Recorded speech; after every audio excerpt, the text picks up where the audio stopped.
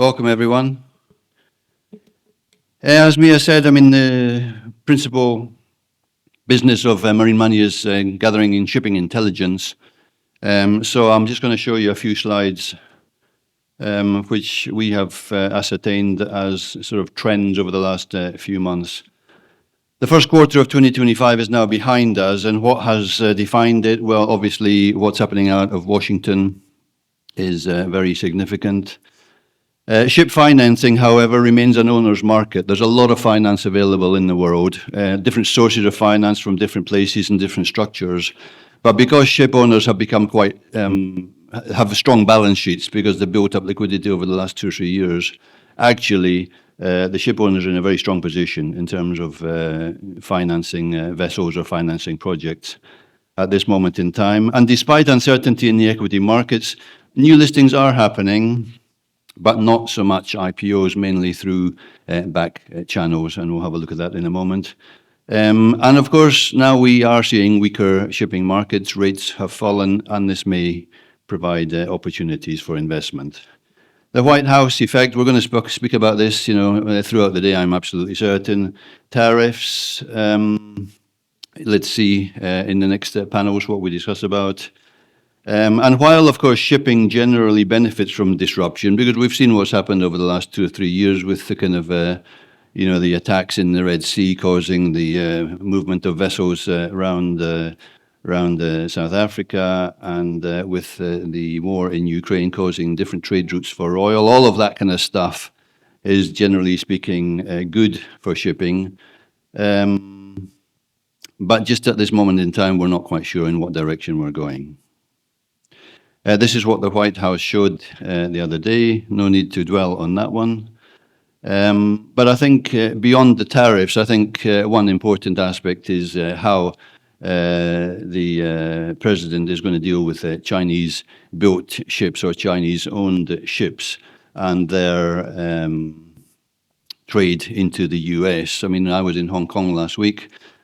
Somebody said that if they do impose these penalties on Chinese vessels or Chinese-built vessels or Chinese-flagged vessels into the US, then what the liners may do is they may, instead of calling in at 2 or 3 ports in the US, they may call in at only 1 port, and that's most likely going to be Long Beach, California. And if that happens, it's going to cause a kind of a COVID-type disruption like we had a few years ago, because there's so much stuff is going to be going into Long Beach, and then from there it's going to have to be trucked or sent elsewhere. And so there's a lot of things in play at the moment, and again, we're not quite sure exactly where we're going. If they see that one, the last one, the possible effects, well, China makes up 59% of new building capacity in the world. So, whatever happens is not in terms of trying to sort of build vessels in another place, it's not going to happen quickly.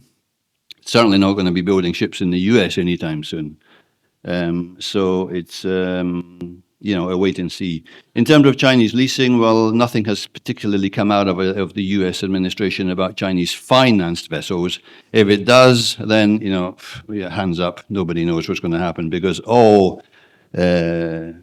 most shipping companies, big, small, and in all geographies, have got Chinese finance these days. So who knows what's going to happen? Since Mr. Trump became president, there's been a whole raft of Chinese leasing deals. So up till now, at least, people don't seem to be too worried about taking Chinese finance. And also, ship owners have continued to expand and refinance, and this is just an example of some vessels who've taken new financing over the last few months. And I think it's interesting if you look at the 2 last one, Carisbrooke Shipping and Langship. Ship banks are even going into sort of new categories of finance, smaller owners, different shipping types, and all the rest of it, because they're all hungry for business. Bonds are doing extremely well.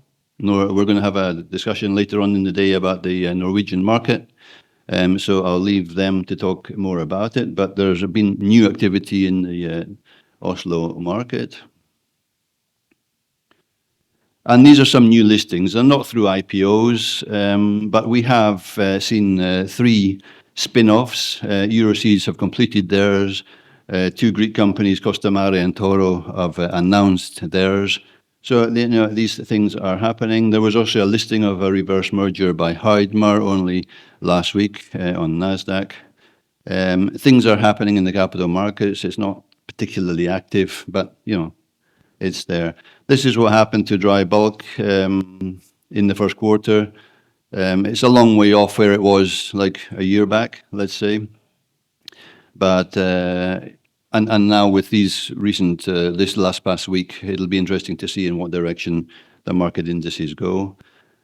And that's my last slide. Is it a good time to invest? Well, I mean, I think the only thing we have to go on is that the Savaris family took a stake in Golden Ocean of Fredrickson, and then Fredrickson took a stake in Star Bulk. If these guys are doing business, then generally speaking, shipping is going somewhere, because these guys are very smart guys, and judging from their history, they've made very smart moves. So I think despite all the sort of chaos going on all over the place, which we're going to talk about now, shipping is still probably a good place to be. Thank you.